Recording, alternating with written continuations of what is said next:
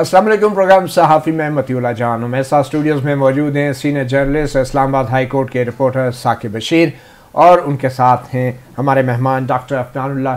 बहुत शुक्रिया डॉक्टर साहब हमें सहाफ़ी प्रोग्राम को वक्त देने का। आज की बड़ी अहम खबरें हैं। साबिक़ वज़ीर-ए-आज़म नवाज शरीफ के ख़िलाफ़ जो आखिरी रुकावट थी अल अज़ीज़िया रेफरेंस की, उसमें दी गई सज़ाओं के ख़िलाफ़ उनकी अपीलों पर आज इस्लामाबाद हाई कोर्ट में बाकायदा समाअत का आगाज़ हुआ और आज की समाअत में कुछ ऐसे मामलात भी ज़ेर बहस आए कि जिन्होंने माजी में नवाज शरीफ की अकामा की बुनियाद पर होने वाली सुप्रीम कोर्ट से नाअहली की याद ताज़ा कर दी और अकामा और नवाज शरीफ पर लगाए गए सुप्रीम कोर्ट में उस दौर के इल्ज़ामात के हवाले से कुछ नए इंकशाफात भी सामने आए, जिस पर इस्लामाबाद हाई कोर्ट के लिए अब एक सवालिया निशान है कि क्या अकामा पर वो कोई ऐसा फैसला दे सकती है जो सुप्रीम कोर्ट के फैसले से मुतसादम हो। दूसरी आम खबर यह है कि जो वीडियो स्कैंडल मंजर-ए-आम पे आया था मरहूम जज एहतसाब अदालत जनाब अरशद मलिक का, उस वीडियो स्कैंडल के हवाले से भी नून लीग पीछे हटती नजर आ रही है और कमरा अदालत में नवाज शरीफ के वकील एडवोकेट अमजद परवेज़ ने यह वाज़ेह तौर पर कह दिया है कि वो वीडियो एविडेंस जो है, जो इजाफी एविडेंस वो अदालत के सामने पेश करना चाहते थे, अब वो उस वीडियो पर इसरार नहीं करेंगे और केस को मेरिट पर लड़ेंगे। इसी हवाले से हम बात करेंगे। सबसे पहले साकिब बशीर साहब, ये क्या आज अदालत में अल अज़ीज़िया रेफरेंस में जो नवाज शरीफ को सज़ा हुई उसके खिलाफ अपीलों में दो अहम मामला सामने हैं। सबसे पहले ये अकामा का मामला कैसे आज इस्लामाबाद हाई कोर्ट में किस पस मंज़र में सामने आया? इसमें जो आर्गूमेंट्स दे रहे हैं अमजद परवेज़, उन्होंने बुनियादी तौर पर ये पॉइंट आउट की, लेकिन उसमें जो इम्पोर्टेंट था कि अकामा वाले मामले में जो तनख्वाह जो काबिल वसूल जो तनख्वाह थी उससे मुतल्लिक अदालत ने जब पूछा कि कोई ऐसा गवाह आया है जो जिसने गवाही दी हो, इस्लामाबाद हाई कोर्ट ने पूछा। जी, इस्लामाबाद हाई कोर्ट ने पूछा कि ट्रायल कोर्ट के सामने कोई ऐसा गवाह जो आया हो जिसने बताया हो कि ये इस काबिल वसूल तनख्वाह के हवाले से, तो उन्होंने कहा कि रिकॉर्ड पर ऐसा कुछ नहीं है, कोई बंदा जो है वो गवाही के लिए नहीं आया। तो ये मेरा ये ख्याल है कि ये वो पॉइंट है कि जो पूरे सिनेरियो को जो है बदल भी सकता है कि सुप्रीम कोर्ट ने पूरा एक जो मुंतखब वज़ीर-ए-आज़म को घर भेजा, फॉर लाइफ डिसक्वालीफाई किया और 7 साल से वो तकरीबन जो है वो आउट थे। तो अब अगर हाई कोर्ट में ये मामला आया है और हाई कोर्ट क्या इसको डिसाइड करती है या नहीं करती, या ओवरऑल जो है वो अपील को डिसाइड कर दे और इस क्वेश्चन को या इसको एड्रेस ही ना करे, अगर एड्रेस कर दे तो मेरा ये ख्याल है कि उस वक़्त के सुप्रीम कोर्ट के जो जजेस थे जिन्होंने ये फैसला सुनाया था और इतना तारीखी फैसला जब वो कहते थे, तो उन पर बहुत बड़ा सवालिया निशान आ जाएगा इस्लामाबाद हाई कोर्ट के फैसले के बाद। साकिब बशीर साहब, ये अकामा के अलावा जो काबिल वसूल तनख्वाहों के दस्तावेज़ात के हवाले से भी बात हुई और नवाज शरीफ के वकील ने कहा कि ये फ़ोटो कॉपीज़ थी, कोई असल दस्तावेज़ भी नहीं थी और उन दस्तावेज़ात को तैयार करने वाला या कोई चार्टर्ड अकाउंटेंट किसी का बयान भी नहीं हुआ ट्रायल कोर्ट में। जी बिल्कुल, उन्होंने कहा कि जो इन्होंने एक डॉक्यूमेंट मंगवाया था सऊदी अरेबिया से, जो साथ इन्होंने लगाया कि वहाँ की एक ऑडिट फर्म है जिसके दस्तावेज़ है उसकी भी फ़ोटो कॉपी है, और उस पर फिर जो चीफ जस्टिस ने सवाल उठाया कि वो कैसे एग्जिबिट कैसे हो गई, मतलब इस रिकॉर्ड का हिस्सा कैसे बन गई। जो ट्रायल कोर्ट जब उसमें वहाँ कोई भी डॉक्यूमेंट जाता है तो उसका नंबर लगता है, बाकायदा उसको एग्जिबिट किया जाता है, तो उसका रिकॉर्ड का बुनियादी तौर पर हिस्सा बनाया जाता है। तो उन्होंने कहा कैसे हो गया कि एक फ़ोटो कॉपी। उन्होंने कहा कि ये मामला हमने इस पे ऑब्जेक्शन रेज किया था, वो ऑब्जेक्शन मौजूद है, लेकिन कोर्ट ने डिसाइड किया और कोर्ट ने फिर दोनों तरफ को सुनकर उन्होंने कहा कि इसको रिकॉर्ड का हिस्सा बना दें। तो वो वाहिद एक डॉक्यूमेंट है जो हमारे खिलाफ जो है वो इस्तेमाल हुआ है। डॉक्टर अफनानुल्लाह साहब, आप कैसे देख रहे हैं? आपके लीडर को आज से तकरीबन 5 साल पहले अकामा की बुनियाद पर नाअहल किया गया और अब उसी अकामा और काबिल वसूल तनख्वाहों के हवाले से जो दस्तावेज़ात सामने आ रही हैं उनके ऊपर जो सवाल उठ रहे हैं, तो आपको क्या लग रहा है, क्या इस्लामाबाद हाई कोर्ट कोई ऐसा फैसला दे सकती है जो सुप्रीम कोर्ट के दिए गए फैसले से मुतसादिम हो? जी बिस्मिल्लाह रहमान रहीम। देखिए, जो सुप्रीम कोर्ट है वो ट्रायल कोर्ट नहीं है। ये एक अपने उसका एक अजूबा ही था कि सुप्रीम कोर्ट ने पहली दफ़ा एक केस लिया, उस पर ट्रायल शुरू कर दिया और उस पर फैसला देके वज़ीर-ए-आज़म को डिस्क्वालीफाई कर दिया, अकामा वाले मामले के ऊपर। और उसके नतीजे में फिर ये हुआ ना कि क्योंकि एविडेंस सही तरह प्रोड्यूस नहीं हुए, सही तरह जो है आपने विटनेसेस को नहीं सुना और आपने प्राइम मिनिस्टर को घर भेज दिया, तो फिर ज़ाहिर है वो आपको पता है सुप्रीम कोर्ट का फैसला तो जुल्फ़िकार अली भुट्टो साहब को सजा मौत देने का भी है, और उसके बाद आज तक उस फैसले को कोई कोर्ट नहीं कर सकता। तो फिर ये इसी तरह का ही फैसला था, क्योंकि सियासत करना सियासतदानों का काम है। जब बाकी लोग करेंगे तो फिर वो यही करेंगे जो इन्होंने किया था। तो सुप्रीम कोर्ट के एक मुअज़्ज़ज़ जज जस्टिस एजाजुल एहसन, जो इस वक्त भी सुप्रीम कोर्ट के जज हैं, उनको निगरान जज मुकर्रर किया गया था एहतसाब अदालतों के ऊपर। तो आप समझते हैं कि ये जो अकामा वाला फैसला था, शायद इसको तहफ़्फ़ुज़ भी दिया गया था उस निगरानी के ज़रिए जो सुप्रीम कोर्ट ने कायम की थी? बिल्कुल जी, उनको तहफ़्फ़ुज़ दिया गया, उनको मैंडेट किया गया। उन्हें कहा गया कि आपने रोज़ाना हेयरिंग करनी है, आपने हफ्ते और इतवार को भी हेयरिंग करनी है। मियां नवाज साहब की हफ्ते और इतवार को भी हेयरिंग होती है, और जुलाई तक फैसला हो गया एक केस में फैसला देके उन्हें, हालांकि 2 केसेस जो है पसपंजर में चले गए, रिटार्डेड हो गए, और एक केस में इलेक्शन से पहले फैसला बजायर होना। अब वो जाहिर है वो सारा का सारा जो है आपके पता ही है, वो प्रोजेक्ट इमरान खान की क्या कहते हैं नवाजिशें हैं जो इस मुल्क के ऊपर आज तक चली जा रही है, और उसकी वजह से जो है इनको बाहर निकाला गया था। तो ये अफसोसनाक मामला है, और ये कभी ना कभी हम आपको बताऊं, ये इस तरह की चीज़ें जो है ना, सच का ये कमाल ये होता है कि झूठ तो बहुत बिकता है, सब कुछ है, लेकिन इवेंचुअली प्रिवेल सच करता है। वो निकलता शायद लेट है, वो लोगों को पता है, लेकिन ये अब आपके सामने आ गया ना कि वो जो सैलरी स्लिप है वो फोटो कॉपी है, उसके ऊपर जो है किसी अकाउंटेंट से वो नहीं लिया गया। लेकिन सुप्रीम कोर्ट में तो तस्लीम शुदा डॉक्यूमेंट लिखा गया था अपने ऑर्डर में, उसको डिनाई नहीं किया था नवाज शरीफ के वकील ने। नहीं, देखिए वो बात ये है कि जब आप ब्लैक लॉ डिक्शनरी लेके एक प्राइम मिनिस्टर को इस बात पर डिस्क्वालीफाई करेंगे कि उसने अपने बेटे से एक फर्जी तनख्वाह नहीं ली, तो उसके ऊपर वो केस तो था ही नहीं ना। फिर वो तो देखिए, मैं अगर फैसला कर ले जज पहले ही कि मैंने सजाए मौत देनी है, आप जो मर्जी करते रहे ट्रायल के अंदर, आपने एंड में फैसला तो वही देना जो आपने पहले से सोचा हुआ था, और वही उन्होंने दिया। और उसका जो मुल्क को नुकसान हुआ, आप छोड़े मियाँ साहब को और पाकिस्तान मुस्लिम लीग नून को, जो पाकिस्तान को नुकसान हुआ, जो इस मुल्क के अंदर कारोबार तबाह बर्बाद हुए, जो इस मुल्क की सियासत के अंदर जनाजा निकला, जो पोलराइजेशन आपके माशरे के अंदर आज तक है, जो नफरतें भरी हैं वो आज तक है, वो घरों में लड़ाइयाँ हो जाती हैं, माँ बाप के दरमियान, अपना बच्चों और बाप के दरमियान लड़ाइयाँ हो रही हैं। इस मामले आपने देखा ना, वो जो इखलाकी पस्ती की तरफ हम लोग गए हैं, तो वो सारा का सारा ये इस कारनामे की वजह से हुआ है ना। जो ये कारनामा आपके ख्याल में किसका था? देखिए, ये साकिब निसार का था, और वो जो एक जो है मौसूफ आपको पता ही है उनका था। आप इमरान खान की बात कर रहे हैं? नहीं, मैं इमरान खान की नहीं, मैं जनरल फैज की बात कर रहा हूँ। सिर्फ जनरल फैज या जनरल बाजवा भी? दोनों, सारे वो मिले हुए थे ना। अच्छा, सारे एक ही पार्टी थी ना। लेकिन आप लोगों ने तो माफ कर दिया ना उनको। ठीक है, कहते हैं दायरा वो। तो फिर आप क्यों नाम लेते हैं उनको?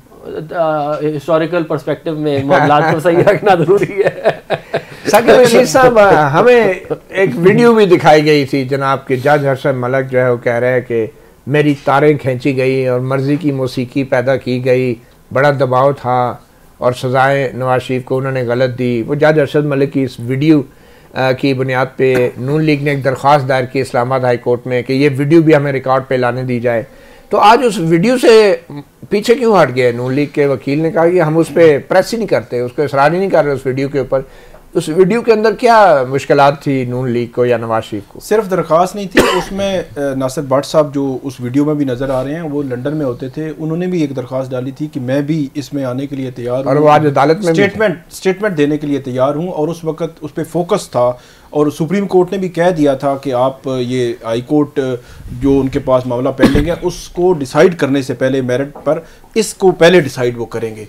आज अचानक जो है, जो लग रहा था बज़ाहिर के नवाज शरीफ साहब की जानिब से ये कहा गया कि हम इसको प्रेस नहीं करेंगे, मतलब इस दरख्वास्त की पैरवी नहीं करेंगे, तो वो मामला बुनियादी तौर पर उसको समझना ज़रूरी है।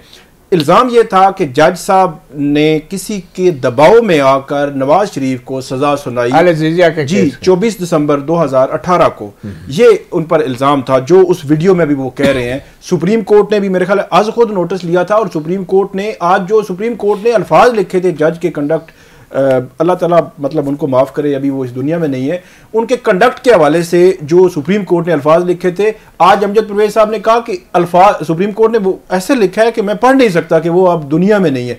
मेरा ये ख्याल है कि उनका कंडक्ट जो भी था, जो भी चीज़ें थी, लेकिन एक उसूल कम से कम तय होना चाहिए था, या जो जजेस हैं वो खुद करते, इस पर कुछ लिखते, क्योंकि ये अगर जज वीडियो स्कैंडल 2018 या 19 में आया है तो 2024, 23 और 24 और 25 में भी आ सकता है। इसलिए वंस फॉर ऑल इसको सेटल होना चाहिए था कि अगर कोई ट्रायल का जज अगर किसी के खिलाफ इस्तेमाल होगा, उसका कंडक्ट ठीक नहीं होगा, तो उसको मिसाल ये बनाए हमेशा हमेशा के लिए, ताकि ये स्टॉप लगता। लेकिन इस मामले को जो अधूरा छोड़ दिया। अच्छा, एक तजवीज़ आई, नैब के वकील की तरफ से तजवीज़ आ गई कि जनाब आप नवाज शरीफ साहब की अल अजीज़िया केस में 8 साल कैद की सजा अभी खत्म कर दें, अभी खत्म कर दें, नैब ने कहा, और इस केस को रिमांड कर दे, नए सिरे से इसका ट्रायल होगा। तो इस पे नवाज शरीफ के वकील ने ऐलान किया कि हमें मंजूर है, इत्तफाक हो गया, उनका कंसेंट ऑर्डर कर दें। लेकिन फिर चीफ जस्टिस आमिर फारूक ने और जस्टिस मियां गुल हसन औरंगजेब ने आपस में मुशावरत की और उन्होंने कहा कि नहीं, इस वीडियो की बुनियाद पे रिमांड करने के बजाय हम ये केस मेरिट पे डिसाइड करना। दो धारी तलवार भी जस्टिस मियां गुल हसन औरंगजेब ने कहा, दो धारी तलवार भी होगी। अच्छा, वो बात समझ आती है, लेकिन साकिब रशीद साहब सवाल ये पैदा होता है कि इस पे मट्टी क्यों डाली जा रही है? क्यों अदलिया जो है अपने एक मरहूम जज के इन कारनामों के ऊपर कोई फैसला नहीं देना चाहती?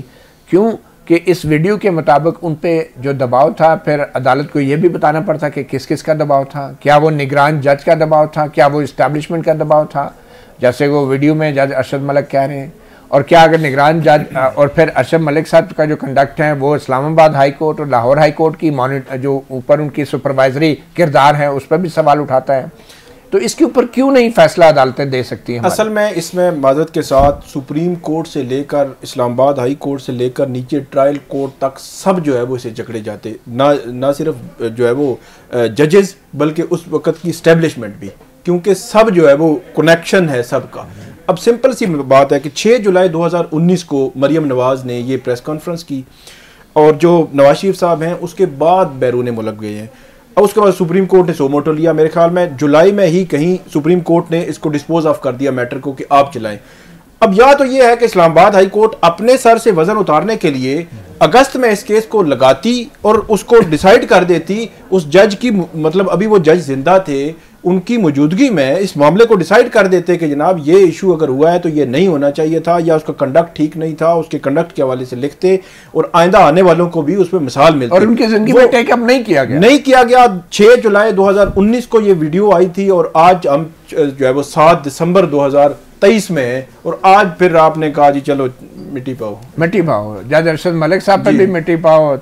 तो डॉक्टर अफनानुल्लाह साहब, ये आपकी पार्टी ने चौधरी शुजात से मुलाकात के बाद ये मिट्टी पाने की डॉक्ट्राइन अपना ली है, ये क्या हो रहा है आपके ख्याल में? इस वीडियो को आपकी पार्टी ने सियासी तौर पे इस्तेमाल किया, लोगों को बेवकूफ़ बनाया कि ये हमारे साथ जुल्म हुआ है, और फिर जब आपको अब नज़र आ रहा है कि आपकी सज़ाएँ ख़त्म हो रही हैं तो आप पीछे हट गए? देखिए, जो कानूनी मामला है वो तो ज़ाहिर है लॉयर्स इसके ऊपर एडवाइस करते हैं कि आपने जो कानूनी रास्ता लेना है वो सबसे बेहतरीन कौन सा है। उसके अंदर शायद ये वाला मामला जो आप कह रहे हैं कि उसमें वीडियो एविडेंस प्रोड्यूस करने की ज़रूरत नहीं है, वैसे ही अगर आपको लग रहा है केस इतना कमज़ोर है तो उसको उस तरह लेकर मतलब आपको अदालती निज़ाम में कोई दिलचस्पी नहीं है कि उस पर कोई असरअंदाज हो रहा है, आपको सिर्फ ये है कि मुझे मेरी सज़ा ख़त्म हो जाए? नहीं, हम ये समझते हैं कि ज़ाहिर अदालती, हमने 18वीं तरमीम में अदालती मामला को बहुत बेहतर किया, वरना तो जज को आपको कोई भी लगा सकते। लेकिन तो इस वीडियो के ऊपर आपके ख्याल में अदालत को फैसला नहीं देना चाहिए? देखिए, इसके ऊपर तो एक या तो कानून, क्योंकि आपने इस इशू को उठाया, मरियम नवाज ने प्रेस कॉन्फ्रेंस की और इसको इस्तेमाल किया अपनी सजा खत्म करवाने के लिए। तब से लेकर अब तक नून लीग की जो प्रेस कॉन्फ्रेंस है उनका हिस्सा रहे। नून लीग पीछे क्यों हट गई? नहीं, लेकिन देखिए, एक चीज, एक वीडियो है जो ये बात साबित कर रही है कि ये हमारे साथ जाती हुई है, एक वीडियो है, ठीक है ना। अब कानूनी तौर पे आपने उसको इस्तेमाल करना है नहीं करना केस के अंदर, वो तो लॉयर ही बताएगा ना कि ये स्ट्रेटजी हमारी ये होगी और हम इस तरह जाएंगे। अगर एक चीज़ एग्जिस्ट तो करती है, हम आवाम को बताएंगे तो सही कि ये रही वीडियो, आप देख लें। ये बहुत दफ़ा होता है कि कानूनी मामला डिफरेंट होता है और जो पॉलिटिकल मामला है वो डिफरेंट होता है। ये एक दफ़ा तो नहीं हुआ, लेकिन मैं ये कह रहा हूँ, इससे ज़्यादा इंपॉर्टेंट बात ये है कि ये जो वीडियो एविडेंस है और जो ऑडियो एविडेंस है, इसको दुनिया में जब आप प्रोड्यूस करते हैं ना तो उसका एक प्रोसेस होता है। वो सुप्रीम कोर्ट के चीफ जैसे आसिफ सईद खोसा ने बड़ी लंबी जजमेंट दी, इसके अंदर एक प्रोसेस होता है। मैं वैसे आपको यूके में अगर आपने वीडियो एविडेंस प्रोड्यूस करना है, there is a way to do it. अगर आपने ऑडियो एविडेंस प्रोड्यूस करना है तो आपको उसका भी एक तरीका है, आप वो फॉलो करें, 4 स्टेप्स, आपका फिर एडमिसिबल होता है। तो प्रोसेस क्या था? नासिर भट्ट साहब ने वीडियो बनाई, नासिर भट्ट साहब आके खड़े हो जाते कटारे में, क्या मैंने बनाई है? नहीं, वो ये देख, मैं मिसाल के तौर पे, अब ये मैं ज़ाहिर मुझे एग्जैक्टली इसका कानून तो नहीं पता, मैं उस पर एरिया ऑफ एक्सपर्टीज नहीं, लेकिन मैं आपको यूके में अगर आपने किसी की ऑडियो रिकॉर्ड करनी है तो आपको उनका कंसेंट लेना पड़ता है। वरना it is not admissible in the court of. इसके अंदर नासिर भट्ट साहब से भी जुर्म तो हुआ ना। नहीं, पाकिस्तानी कानून की बात नहीं मैं कर रहा, मैं यूके क्योंकि वहां पे बना है। पाकिस्तान में भी यही है कि आप किसी की खुफिया रिकॉर्डिंग नहीं कर सकते घर में जाके। अब मुझे मैं इसलिए कह रहा हूँ कि मुझे ज़रा इस पर्टिकुलर केस के ऊपर अगर आप ये जो किसी लॉयर को ले तो बेहतर है। मुझे नहीं मालूम, मतलब इसमें सारे ही फंसते थे, वीडियो बनाने वाले भी, वीडियो का किरदार भी, एस्टैब्लिशमेंट भी, अदलिया भी, सारे ही फंसते थे। लेकिन मोदी भाई ये एक ऐसी चीज थी जिससे कम से कम एक बात आवाम को तो नजर आ गई ना कि क्या मामला चल रहा है। एक बार उसको तो आप रखे ना सामने, मतलब आपकी मजलूमियत साबित होगी। बाकी निजाम अदल तो ऐसा ही होता है। नहीं, निजाम अदल तो ऐसा ऐसा बेहतर होगा। और वो देखें,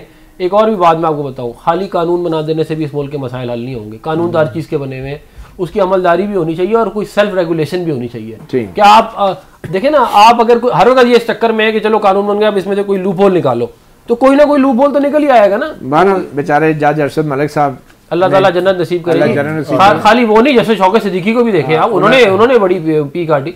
और बड़े जजों देखें, अच्छे लोग भी इसी निजाम में थे जिन्होंने कुर्बानियां दी हैं। तो जज अरशद मलिक साहब ने बड़ी कुर्बानी उनकी भी है और दोनों की है। एक छोटी सी ब्रेक लेंगे नाज़रीन, और ब्रेक के बाद चंद दूसरे अहम मामलात। इलेक्शन कमिश्नर ने वजाहत जारी की है कि अवाम अफवाहों पे कान न धरें, मगर जो हालात क्या चल रहे हैं, जिस किस्म के मुकदमात अदालतों में आ रहे हैं, वो तो कुछ और ही बता रहे हैं। एक छोटी सी ब्रेक के बाद वेलकम बैक। सहाफ़ी प्रोग्राम में हमारे साथ मौजूद हैं सीनियर जर्नलिस्ट साकिब बशीर और मुस्लिम लीग नून के रहनुमा डॉक्टर अफनानुल्लाह। डॉक्टर अफनानुल्लाह साहब, एक तरफ तो बल्कि मैं साकिब बशीर साहब से अगर आपकी इजाज़त हो तो इलेक्शन कमीशन में और इस्लामाबाद हाई कोर्ट में जो मामला चल रहे हैं, वो तो इलेक्शन कमीशन की वजाहत तो शायद काफ़ी नहीं है, क्योंकि इस्लामाबाद हाई कोर्ट में आज भी हल्का बंदियों के खिलाफ नई पटिशनें आ गई हैं बड़ी तादाद में। और मुस्लिम लीग नून के रहनुमा ख्वाजा साद रफ़ीक ने भी ऐलान कर दिया है कि वो भी नई हल्का बंदियों के खिलाफ अदालत में जाएंगे। तो ये 8 फरवरी तक क्या होगा? इस्लामाबाद हाई कोर्ट की क्या सूरत हाल है इस वक्त? इस्लामाबाद हाई कोर्ट में तकरीबन 20 से ज़ायद पटिशन्स जो आ चुकी हैं, और एक पटिशन मैंने पूछा है, उन्होंने कहा कई पटिशन्स ऐसी हैं जिसमें 4 मुख्तलिफ जो है वो, फॉर एग्ज़ाम्पल भावलपुर की जो सूबाई असम्बली की 4 हल्के हैं उसको किया गया है, चैलेंज किया गया है कि वहाँ की हल्का बंदियाँ ठीक नहीं हुई। तो ये कुल मिला के एक बहुत बड़ा पंडोरा बॉक्स जो है मेरे ख्याल में बनता है। और ये भी बताया गया है कि मज़ीद पटिशन्स भी आ रही हैं, तकरीबन 8-10 पटिशन्स आ रही हैं रोज़ाना की बुनियाद पर, 10-15। और वो जो हमने कल डिस्कस किया था कि चीफ जस्टिस ने तो उनको वापस भेज दिया।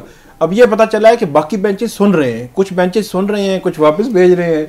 तो ये एक मुख्तलिफ जो है वो सूरत हाल इस्लामाबाद हाई कोर्ट की। अच्छा, बजाय इसके कि कहते हैं कि इलेक्शन कमीशन ये फैसला कर चुका है, खारिज है, आपने उनको मजीद टाइम दे दिया कि आप पहले इलेक्शन कमीशन को दरख्वास्त दें और फिर हमें आके बताएं, फिर हम जल्द ऑर्डर का कुछ कह दें। जी बिल्कुल। ये क्या तो ये मतलब, और अब ये लाहौर में डॉक्टर अफनानुल्लाह साहब आपके पार्टी लीडर हैं ख्वाजा साद रफ़ीक, नून लीग, क्या वो भी इलेक्शन से भाग रही है? मतलब ये ऐलान कर रहे हैं कि हम भी हल्का बंदियों को नहीं मानते। तो इससे तो लग रहा है कि शायद ये मामला 8 फरवरी से आगे चला जाएगा इलेक्शन का। नहीं, देखें, इसमें चीफ जस्टिस काजी फायद ईसा साहब का बड़ा एक वाजे उन्होंने बात की है, और वो यही है कि ये पत्थर पे लकीर है। लेकिन नून लीग का भी वाजे नहीं हुआ। नहीं, देखें, वो तो हमारा राइट है ना कि हम कोर्ट में तो हमको ये तो नहीं कह रहे कि इलेक्शन आगे कर दो।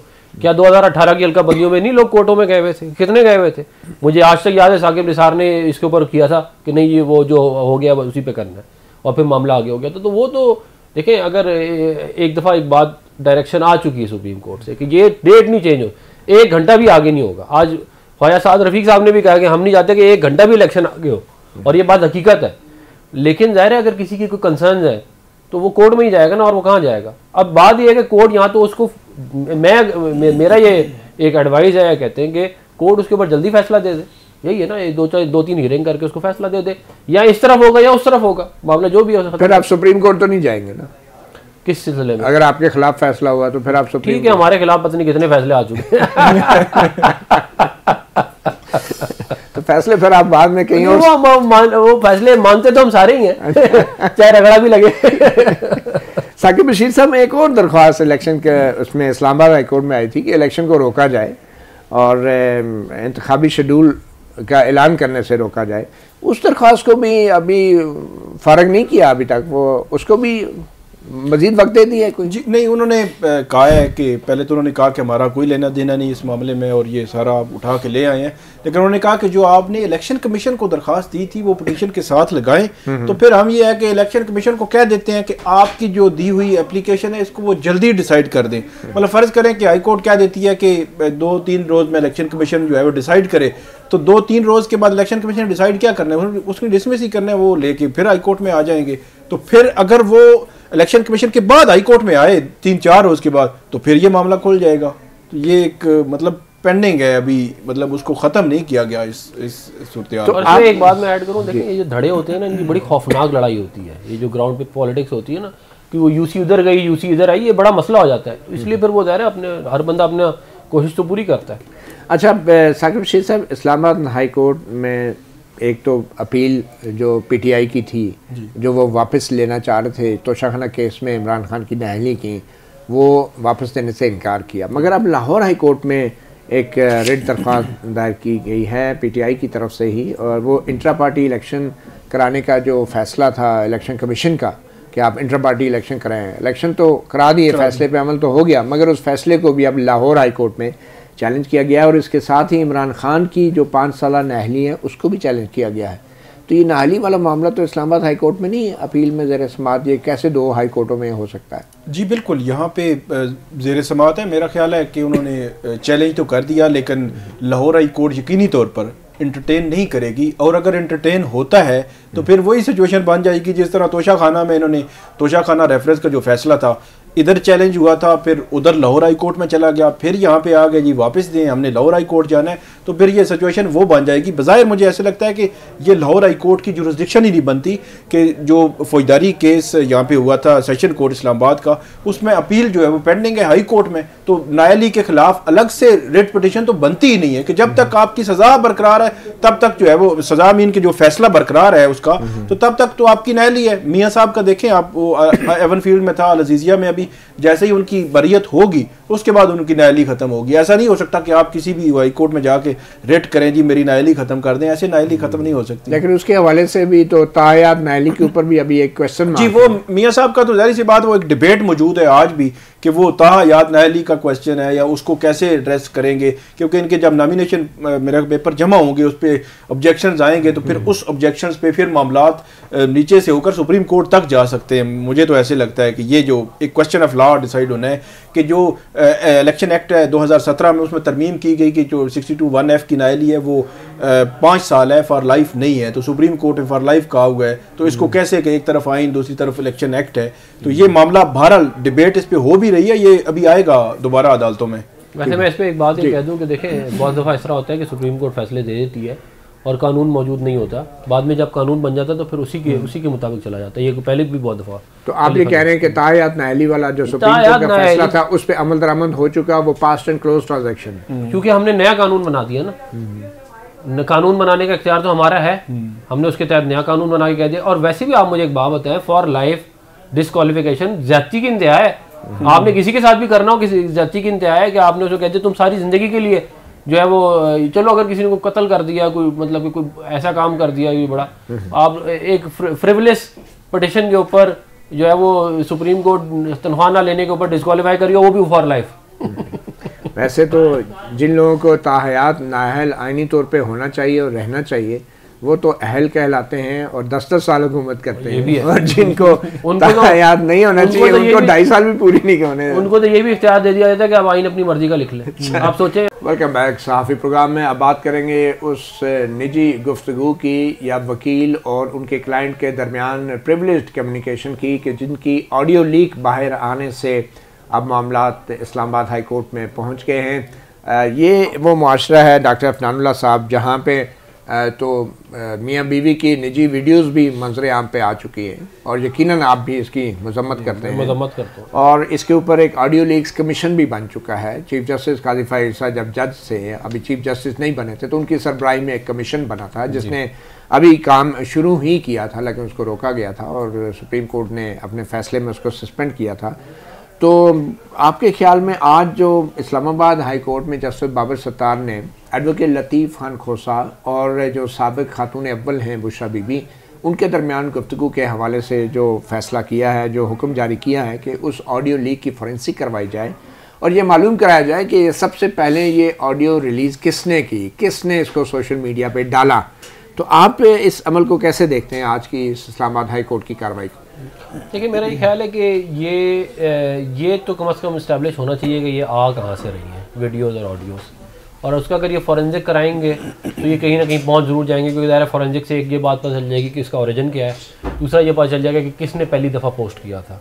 तो they will have some clue कि अब ये अगर पहला पोस्ट कहाँ से आया है तो फिर उसको फॉलो कर सकते हैं आगे। तो उस लिहाज से जो है मैं ये समझता हूँ कि ये अच्छी चीज़ है। बात यह है कि देखें, ऑडियो हो या वीडियो हो, उसमें कंसेंट होना ज़रूरी होता है, वरना तो इस माशरे के अंदर आप इस तरह अगर शुरू कर दें लोगों की वीडियो बनाना, कोई लोग होटल जाते हैं, कोई किसी के घर, तो आप उसकी इस वीडियो तो बन सकती है किसी की। आजकल तो वीडियो आपको इस तरह की छोटी सी चीज़ होगी, आपको पता भी नहीं होगा आपकी रिकॉर्डिंग कर रहे होंगे। तो ये जो है मैं तो इसके ये जो वीडियो रिकॉर्डिंग है इसके और ऑडियो रिकॉर्डिंग के मैं तो बड़ा सख्त जो है वो खिलाफ हूँ। तरीका है इसका कि आपका देखें ना, यहाँ कोई इन कैमरा सेशन आपको बताया गया कि आपकी रिकॉर्डिंग हो रही, फिर ठीक है, या आपको बताया गया आपकी ऑडियो रिकॉर्डिंग, फिर भी ठीक है। लेकिन अब बगैर तो फिर जो नासिर भट्ट साहब ने जज अरशद मलिक के साथ किया, आप उसकी भी मजम्मत? वो हमने फिर कोर्ट में पेश नहीं किया ना। नहीं पेश कर दिया आपने, आप इसको दरख्वास्त के साथ लगा के पेश किया, लेकिन हमने वापस कर लिया ना, हमने कहा मैं वीडियो नहीं। अच्छा, आपको वाकई एहसास हो गया था कि गलत किया? एहसास नहीं, देखें पाकिस्तान में इस वक्त जो है वो, क्योंकि आज तो बहस हुई है इसके ऊपर, लॉ एज सच देखें, लॉ डज नॉट एग्जिस्ट ना। हमारे मुखालफिन भी हमारी निकाल के लेके आ रहे हैं ना, तो फिर हमारा तो यहाँ तो आप ये एक चीज़ है इसको बंद कर दें, इसको put a lid on it, तो फिर ठीक है।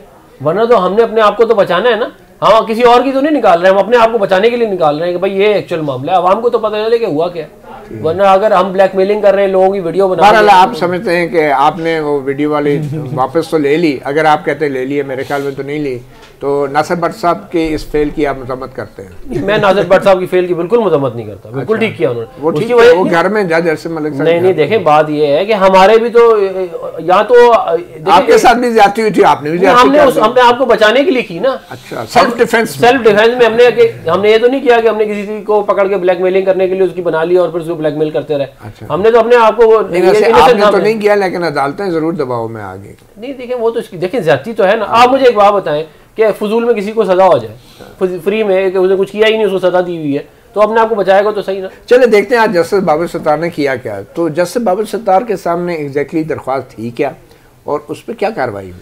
दरख्वास्त ये थी कि जो बुशरा बीबी और ये अभी रिसेंटली सरदार लतीफ़ खोसा की जो ऑडियो आई थी, फिर उसके बाद मीडिया पे चली, सब कुछ हुआ, तो उस पर उन्होंने कहा था कि बुशरा बीबी कहती हैं कि एक तो ऑडियो टेप करने से रोका जाए कि जो मतलब जो भी कर रहा है, और दूसरा उन्होंने कहा कि मीडिया को ये नहीं बताया कि इसको रोका जाए, मीडिया और डिजिटल मीडिया को भी। प्लस उन्होंने कहा है कि जिन लोगों ने ऑडियो टेप की है उनका पता लगा कि उनके खिलाफ कार्रवाई का ऑर्डर किया जाए, ये उनकी थी। बाकी उन्होंने उसमें इंटीरियर को भी बनाया हुआ है पार्टी, और उसमें पैमरा भी है और बाकी सारे भी हैं, लेकिन उसमें जो ऑर्डर हुआ है वो बड़ा इंटरेस्टिंग है और बड़ा अहम है। उसमें उन्होंने FIA को ये कहा है कि ये तयन करें कि ये कहाँ से ऑडियो लीक किसने की, कैसे कब हुई, और दूसरा फिर उन्होंने कहा है कि इसी पिटीशन की कॉपी एक DGISI को भेजेंगे और वो भी डिटरमिन करके बताएं कि ये कैसे ऑडियो जो है वो टेप लीक हुई। अब इसमें जो सरदार लतीफ़ खोसा थे कि उन्होंने कहा कि क्लाइंट और वकील के दरमियान अगर प्राइवेसी का ख्याल नहीं रखा जाएगा तो ये निज़ाम इंसाफ तो ख़त्म हो जाएगा, तो ये कैसे हो सकता है ये मामला। तो इस पर उन्होंने जो है वो सवाल उठाया, लेकिन जस्टिस बाबर सत्तार ने 11 दिसंबर के लिए ये किया है कि 11 दिसंबर को अब FIA और इनको नोटिस कर दिए, FIA वजारत दाखिला और पैमरा को, कि वो आके जो है वो इस पर जवाब दें और फर्दर उसके। ये पुराना ही केस चल रहा है वो नजमुल साकिब साहब का, जिसमें वो ऑडियो टेप के हवाले से उन्होंने क्वेश्चन फ्रेम किए हुए हैं, फिर मुआवनीन है, उसमें पूरा काफ़ी आगे तक चीज़ें जा चुकी हैं। फेडरल गवर्नमेंट से मांगा गया है किस लॉ के तहत, किस कानून के तहत ऑडियो टेप कर सकते हैं, आगे चला सकते हैं, इस्तेमाल कर सकते हैं, अगर मिस यूज़ करता है कोई तो उसके खिलाफ क्या कार्रवाई होगी, किस लॉ के तहत ख़ास तौर पर। तो अभी तक जो है फेडरल गवर्नमेंट तकरीबन ये मेरे ख्याल में 6-7 महीने हो गए हैं, फेडरल गवर्नमेंट की जानिब से अभी कोई ऐसा कानून नहीं बताया गया कि इस लॉ के तहत एग्जैक्टली ये कोई टेप हो सकता है या कोई करता है। लेकिन केयर टेकर गवर्नमेंट ने कहा था तो हम तो ये इंटेलिजेंस एजेंसियों के रोजमर्रा के मामलात में मुदाखलत ही नहीं करते। जी बिल्कुल, ये मौक़िफ़ भी आया था बिल्कुल वफाकी हुकूमत का, निगरान हुकूमत का। वैसे तो जो पक्की हुकूमतें होती हैं, बग़ैर पक्की होती हैं, मुंतखब वज़ीर आज़म होते हैं, वो बेचारे भी मुदाखलत नहीं कर सकते। तो आप इस मौक़िफ़ को कैसे देखते हैं? क्या एक वफाकी हुकूमत आइन के मुताबिक अफ़वाज पाकिस्तान और इन अदारों पर कमांड एंड कंट्रोल नहीं रखती? नहीं, रखती तो बिल्कुल रखती है, और इस हवाले से मेरे ख्याल में बड़ा क्लियर पॉलिसी भी होनी चाहिए। क्योंकि अगर एक साइड की ऑडियो टेप्स हम देख रहे हैं, एक पूरा पिछले 6-8 महीने या साल में ऑडियो टेप्स आ रही हैं, अब दूसरी साइड को के एक सर्टन जो बयानिया है उसको सपोर्ट कर रहे हैं, अब होगा क्या कि कल दूसरी साइड की वो ऑडियो टेप्स आना शुरू हो जाएंगी। इसलिए बजाय इसके कि एक दूसरे की ऑडियो टेप्स आने पे हम खुश हों या जो सियासी जमातें हैं वो खुश हों, कम से कम जो भी हुकूमत में आए कल 8 फरवरी के बाद जो मुंतखब हुकूमत हो, वो कोई ऐसी पॉलिसी वज़ा करे, कम से कम इस पे स्टॉपर जो है वो लग सके। तो डॉक्टर अफनानुल्लाह साहब, आपके ख्याल में ये कौन लोग ऑडियो वीडियो खुफिया रिकॉर्डिंग करते हैं? अब इससे आप मेरे से क्या जवाब मांगेंगे? एजेंसियाँ ही करती हैं, और कौन करता है? अच्छा, सारी एजेंसियाँ नहीं कर, मतलब बहुत सारी एजेंसियाँ इस मुल्क में, और हर कोई अपने अपने कामों में लगा हुआ है। तो फिर आपकी, लेकिन ये भी हो सकता है कि कोई इंडिविजुअल भी कर ले। आपकी पार्टी तो हुकूमत में भी रही है, शहबाज शरीफ जैसे तगड़े वज़ीर आज़म और बाख्तियार वज़ीर आज़म भी रहे हैं, तो उन्होंने भी इस मामले को कुछ ऐसा ऐसा ही ठीक होगा, ये आहिस्ता आहिस्ता करके। कितना आहिस्ता? मतलब अब हमें एक कोई सस्टेनेबल कोई हुकूमत आए, कोई इस्तेहकाम हो, कोई जूडो कराटे बंद हो, पोलराइजेशन, तो फिर ये मामला भी हल होंगे। लेकिन मैं ये फिर दोबारा कहूँ कि इंडिविजुअल भी कर सकता है, ज़रूरी नहीं है कोई एजेंसी ही करे, लेकिन इंडिविजुअल बाय एंड लार्ज इस तरह की इन्फॉर्मेशन बहुत सारी जो है वो होती ही नहीं के पास ही, एजेंसियों के पास ही हो सकती है। और तो क्या ऑडियो लीक्स कमीशन के सामने आपकी पार्टी जाएगी, अपना मौक़िफ़ देगी इस हवाले से? कोई मालूमात शेयर करेगी? ऑडियो लीक्स कमीशन की मुआवनत करना तो एक कौमी फ़र्ज़ है ना तमाम फ्रीकेन का और प्लेयर्स का। तो क्या आपकी पार्टी की कोई पॉलिसी है इस कमीशन के हवाले से? देखिए, वो तो जो कमीशन जिन लोगों को बुलाएगा फिर उनको प्रेजेंट तो होना पड़ेगा। तो उन्होंने तो पूरी आवाम को कहा कि जो मालूमात सामने आए पब्लिक नोटिस, ये काम तो उनका है। देखें, हम तो इसमें अगर हम हमें बुलाएंगे तो हम चले जाएंगे। तो लेकिन मैं ये समझता हूँ, मैं आपको देखें बुनियादी बात बता दूँ क्या है। बुनियादी बात ये है कि कंसेंट के बगैर आप रिकॉर्ड नहीं करें, और कंसेंट के बगैर अगर आपने रिकॉर्ड कर ली है तो फिर आप उसको कोर्ट ऑफ लॉ में प्रेजेंट नहीं कर सकते। आप उसे सियासत तो कर सकते हैं, मगर कोर्ट ऑफ लॉ में नहीं आप फिर एडमिसिबल। सियासत की इजाज़त है? सियासत फिर यही है, सियासत ही है फिर, और क्या है? सियासत की इजाज़त नहीं। सियासत इतनी बुरी चीज़ भी नहीं है, सियासत इतनी बुरी चीज़ नहीं है, लेकिन देखिए मैं ये समझता हूँ कि लोगों के घरों में और बेडरूम में जो है वो अगर ना ही जाए, इस माशरे के अंदर ऑलरेडी बहुत पोलराइजेशन है। अगर हमने, आप सोचे ना क्या हम मैसेज दे रहे हैं, बाकी पूरे आवाम भी बैठी है ना, अगर हमने लोगों के घरों में घुस गए ना तो ये फिर मामला इतना, हमने माशरे के अंदर जो है वो मोरालिटी को प्रमोट करना है। हमने माशरे में अगर हो भी रही हो तो इमोरालिटी को प्रमोट नहीं करते आप। अल्लाह ताला ने भी मना किया कि बुराई जो है उसको आप अगर कोई कर भी लें कोई गुनाह तो उसको दबाओ, औरों के ऐप पे पर्दे डालो, ये तो अल्लाह ताला ने कहा है ना, मैं तुम्हारे ऐप पे पर्दे डालूंगा। ठीक। साकिब बशीर साहब, क्या लगता है, क्या इस्लामाबाद हाई कोर्ट कोई ऐसा ठोस फैसला कर सकती है कि जिसके बाद तमाम ऑडियो रिकॉर्डिंग, खुफिया रिकॉर्डिंग बंद हो जाए? बंद तो मेरा ख्याल में नहीं होगी, अल्टीमेटली कोई एग्जेक्टिव या कोई मुंतखब हुकूमत आए वही करेगी। लेकिन अगर हम बात करें किसी जजमेंट की, तो मेरा ये ख्याल है कि जस्टिस बाबर सत्तार कोई जजमेंट ज़रूर देना चाह रहे हैं। उन्होंने जो फेडरल गवर्नमेंट PTA और इनके जो जवाबात आए थे वजारत दिफा का, उन्होंने कहा कि बिल्कुल सेटिस्फैक्ट्री नहीं है, क्लियर मुझे बताएं और उसके बाद हम इसको डिसाइड करेंगे। चलें, फिलहाल तो ये उम्मीद नज़र आती है 1996 में भी बेनज़ीर भुट्टो की हुकूमत को बरतरफ करने की एक वजह उनकी खुफिया ऑडियो टेपिंग थी इंटेलिजेंस ब्यूरो के ज़रिए, जो जजों और सियासतदानों की गई, और उस वक्त भी सुप्रीम कोर्ट ने एक फ़ैसला तो दिया था। अब देखें, शायद इस्लामाबाद हाई कोर्ट के एक जज के फ़ैसले पे बेहतर अमल दरामद होगा। सहाफ़ी प्रोग्राम से इतना ही, इजाज़त दीजिए, अल्लाह हाफ़िज़।